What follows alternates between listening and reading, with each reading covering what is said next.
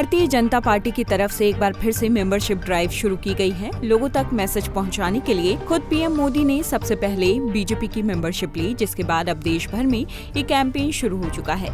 इस कैंपेन में बीजेपी के तमाम कार्यकर्ता और नेता शामिल हैं, जिनका टारगेट है हर पोलिंग बूथ से ज्यादा लोगों को बीजेपी की सदस्यता दिलवाना। आज हम आपको ये बताते हैं कि बीजेपी जब सत्ता में आई थी तब पार्टी की सदस्यता का आंकड़ा क्या था और 10 साल बाद बीजेपी आज कहां खड़ी है।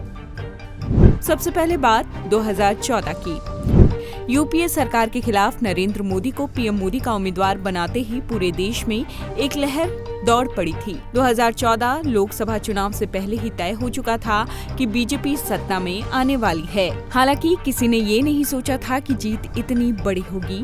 बीजेपी ने कुल 282 सीटों पर जीत दर्ज की थी, वहीं एनडीए का आंकड़ा 336 तक पहुंच गया था। अब आपको बताते हैं कि जीत के बाद कितनी थी मेंबरशिप।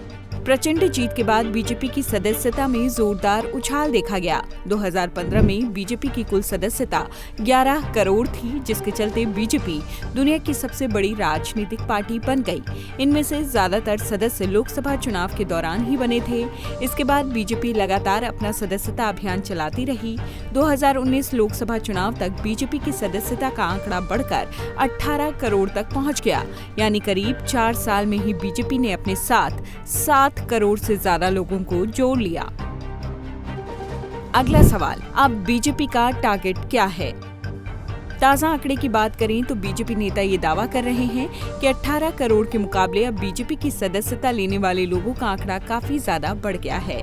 हालांकि पिछली बार जितना उछाल देखा गया, इस बार उतना मुश्किल है। यही वजह है कि बीजेपी ने फिलहाल 20 करोड़ सदस्यों का ही टारगेट रखा हुआ है।